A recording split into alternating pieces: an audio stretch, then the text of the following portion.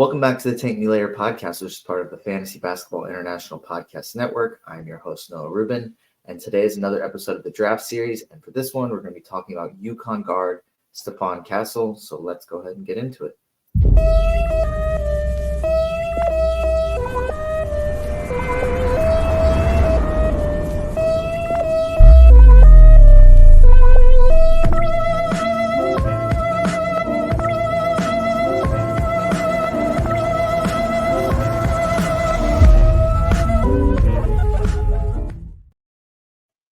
And before we talk about Castle, I just wanted to let you know that support for this Fantasy Basketball International podcast is brought to you by Manscaped, who is the best in men's below-the-waist grooming. Shaving your jewels doesn't have to be risky business anymore thanks to the Lawnmower 5.0 Ultra. This trimmer is all about keeping things smooth and safe so you can trim with confidence. Treat your wrinkleberries and join the 10 million men worldwide who trust Manscaped by going to manscaped.com to get 20% off plus free shipping with the code FBI. With Manscaped, it's easy grooming, no surprises. Get 20% off plus free shipping with the code FBI at manscaped.com. Show your balls some love and feel free as a dove. That code will combine with any other deals they already have going on at their site, which means you can end up getting a really, really good deal. But now we're going to talk about Stephon Castle, who just won a national championship with UConn. As a freshman, obviously helping them go back-to-back. So he wasn't part of the first one, but talented player. So we'll talk about what he could be for an NBA team as well as what he can be for fantasy managers. So just quickly, brief overview. UConn Huskies is where that's what he played for in college. He's guard. He's going to be 19 years old when he gets drafted. Will turn 20 early in his rookie year, but still drafted at 19. 6'6", 215, so pretty good size guard. Can play both guard spots. He was more of a wing in college, but played point guard in high school, which is pretty important to what I don't think I'm the only one that thinks this, but what he can be and what I think he can be. So after talking with Matt Lawson yesterday, I decided just going to use per possession stats. I had already been using per possession stats for looking at comparing prospects, but I figured if I'm going to use that for comparing prospects, I'll use it when I'm talking about them as well.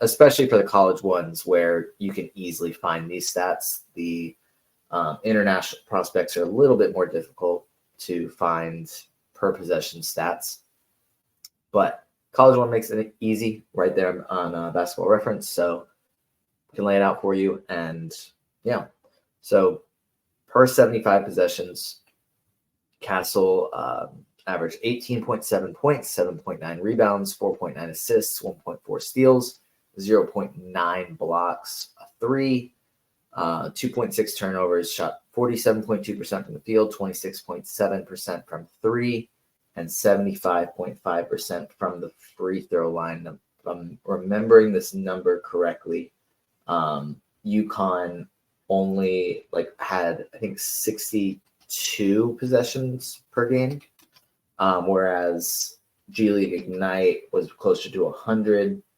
I'm gonna quickly try and so this is from this year. The leading college team in per possessions was Kennesaw State at 77.5, and if I can try and quickly find UConn, I'll make what I'm saying a lot simpler, but maybe I won't be able to do that. So 67 points, so 68 possessions per game. So this is a little bit more, but it makes it easier to compare when, the slowest paced team was Virginia at 63.3 possessions per game. So it's an extra 14-ish possessions that Kennesaw State had. So I'm not looking at anybody for the draft from Kennesaw State, respectfully, but comparing it to the G League where it's, I guess 1.5 times the amount of possessions potentially, changes it up a little bit, makes the numbers more comparable. So is this what his numbers could look like in the NBA? Potentially. I don't think as a rookie, but gives us a good thing to look at, and despite college playing at a slower pace. So I have him as my number 3 prospect. No Ceilings also has him 3 based on their latest mock and their latest big board.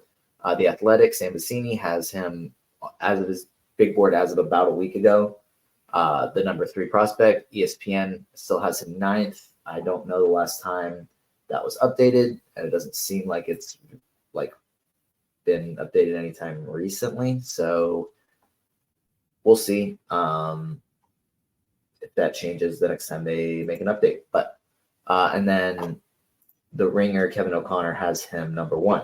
So a nice, I'd say me having him at 3 is pretty similar to a couple other people. ESPN isn't updated, but he's a guy that's going to go, I'd say, guaranteed top 5 at this point, especially after winning a national championship as a freshman and what he provided to that team and what he can provide to NBA teams. Pretty easily a top 5 pick, in my opinion. Just a guy that I would really want my team to have. We'll talk about what that means and whether that's going to translate to a bit of any sort of fantasy impact. So some of his strengths, I think the defense is a big one. Arguably the best perimeter defender in the draft, but at least one of them. I think he has a pretty smooth all-around game, even based on this, statistically. If you look at, I'm just going to go back quickly to the per 75 stats, nothing stands out as, that's really, really good, but it's just pretty solid all around. Not any real weaknesses outside of his shot, which we'll talk about here in a second. I think that the finishing is a strength of his. He's just a strong finisher. He's a big-bodied guard, so that makes sense. The playmaking, I think, is a strength as well. It didn't necessarily lead to a ton of assists, but like I said, he wasn't playing point guard for UConn, but he did in high school. So he has played multiple roles and adjusted and been very effective. He changed from his position in high school to something else and still helped lead them to a national championship. So I guess you could even say his versatility or his adaptability are other strengths, the intangibles that don't really directly matter for fantasy basketball. A player that is able to adapt to a new situation, that doesn't necessarily translate to fantasy, but it could indirectly lead to better production in fantasy. And then the size for a guy that can make a 6'6" guard that can guard, I'd say pretty easily, 1 through 3, and then maybe not easily, but can guard 1 through 3 and play point guard. That's a nice asset to have, especially in a quote unquote weaker draft class where there may not be as many stars. I think he has some of the most upside out of anybody in this class. The weaknesses, his jump shot is bad. Is a bad percentage. 26.7% from 3, 75.5% from the free throw line. Not ideal, especially shooting the college 3. But his shot doesn't look horrible. I think that's kind of a consensus thought, or maybe I'm just echoing what I heard while listening to No Ceilings and then looking at it myself and saying, hey, his jump shot looks pretty good. The percentage is just bad. It's something that can improve, and maybe he's not ever an elite shooter, but if he is a threat from there and keeps the defense honest and then uses that to open up driving lanes, I think that's, an ideal, how he works through any sort of weaknesses with his jump shot. Because if it gets to the point where teams are begging him to shoot it, it's hard to stay on the floor in the modern NBA, as we've seen with a handful of players recently. I'm not he's obviously a better shooter already, no doubt, than Ben Simmons. But Ben Simmons, who's effective everywhere, can't shoot, can't be on the floor. It's hard for him to, and health is an issue. And yes, he actually can be on the floor. But my point is he's less effective because he can't shoot. Stephon Castle is a better shooter than that. I'm hopeful that he will continue to grow in that. But it was bad in college, and it's worth noting. And then the other weakness I have is what his fantasy impact is going to be. And I guess with these weaknesses, I'm going to list them, what I see, like, hey, was a weakness in college or when they were playing in an international league, but this is a solution or a reason for hope when they get to the NBA. The steal percentage. So this just measuring like based on how many, like per possession, basically, how likely how many of their possessions they came away with a steal. So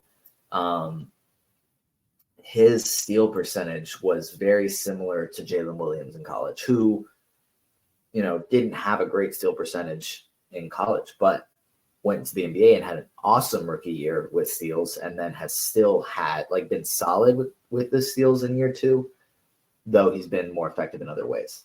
And he had the exact same block percentage as a guy that's Scotty Barnes. So that's not to say, hey, these numbers are pretty similar. Stephon Castle is actually going to come into the NBA and be elite in steals and elite in blocks. That's just saying that college production doesn't necessarily directly translate to the NBA, which, everyone knows that. Just like if a player has a really good block percentage or a really good steal percentage, then you're hopeful, hey, that'll probably translate to the NBA. But just because it wasn't great in college doesn't mean it can't be in the NBA.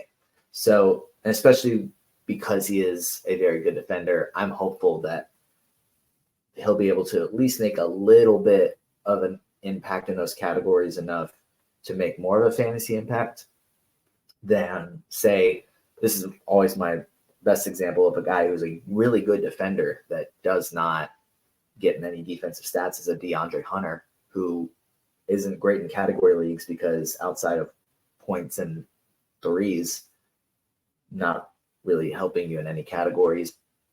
Halfway decent as a rebounder. The efficiency has been improved, and he's had some really good stretches, but doesn't get this, like the steals and blocks that you would hope for out of an elite defender. But maybe Stephon Castle doesn't fall in that bucket, and he ends up doing enough statistically on the defensive end, and good enough assists and good enough scoring that he can be a really good fantasy player. But I genuinely think that he's more of a real life guy than a fantasy guy. So I understand if he slips a little bit in fantasy rookie drafts. But I think he's really going to be good. So his ceiling to me is, I think he can be an all-star. I don't think that there's a ton of players in this class that have all-star upside, but I think he's one of them. And I think he can be an all-defensive player. I don't know that he necessarily has all-NBA upside, but I think he can be an all-star and a very good player. And I think he's a guy that will impact winning in the NBA. His floor to me is just a wing defender that can be a nice rotation piece. Like I genuinely don't have many concerns about, can he play defense at the NBA level? Like, I don't think that's going to be an issue. What it could be is, okay, the shot never gets better. Like, it's just, he's not hitting them, simply put.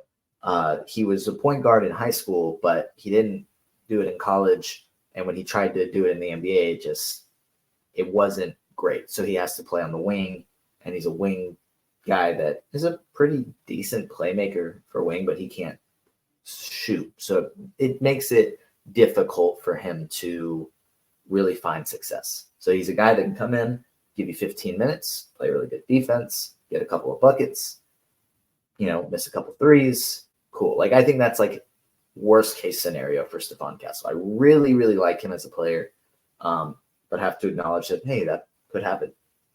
And again, it'll probably end up being somewhere in the middle between those two. Ideal team fits, I think Charlotte would be a good one.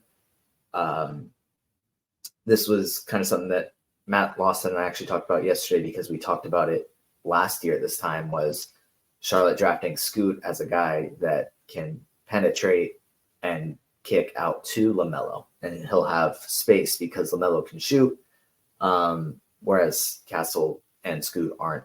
That's not their strength. So if you have a guy like Castle that can pick up the opposing team's best ball handler, that prevents LaMelo from having to even attempt to do that. And then you have a guy that is at least a secondary playmaker, that where LaMelo is still the primary guy, but he can play off ball, let Castle operate in the paint and kick it out to LaMelo, to Brandon Miller, to Miles Bridges, things like that. I think that's a good fit. San Antonio, I really want them. This isn't like just a me thing, but to get a point guard, and whether that's Castle or Topic or a trade or anything, I think he'll fit. And then also having Castle on the perimeter, playing really good defense and then forcing guys into Wemby, like, makes the Spurs a difficult team to score on. And then the Wizards, I think anybody the Wizards take, I'm not going to be upset about, just because I think they have so many holes that there isn't a ton of, like, Koulibaly and Avdia. Like, those are probably the two guys that you can say, like, they're part of the future. Jordan Poole, maybe. Kyle Kuzma, maybe. Like, guys that will probably get traded at some point or just aren't part of the teams. Okay, like the next Wizards team that's going to be really good, or at least good and make the playoffs. Where do they fit in?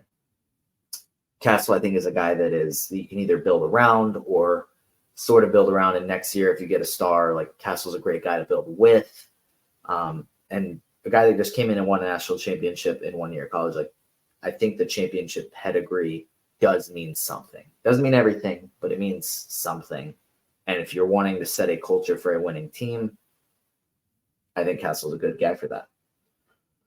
But that's going to do it for this Stephon Castle Draft Series episode of the Tank Me Later podcast. You can follow me on Twitter at NoRubin22. Follow us at FBI Basketball. You can find us on YouTube or wherever you get your podcasts. Like, rate, review, comment, whatever you want to do for this podcast. It helps us out a ton. And don't forget that you can get 20% off at manscaped.com with the code FBI. And thank you for listening. You just listened to another episode from the Fantasy Basketball International Podcast Network. Thanks for joining us. And for more information about joining our community, please check out our website at fbibasketball.com.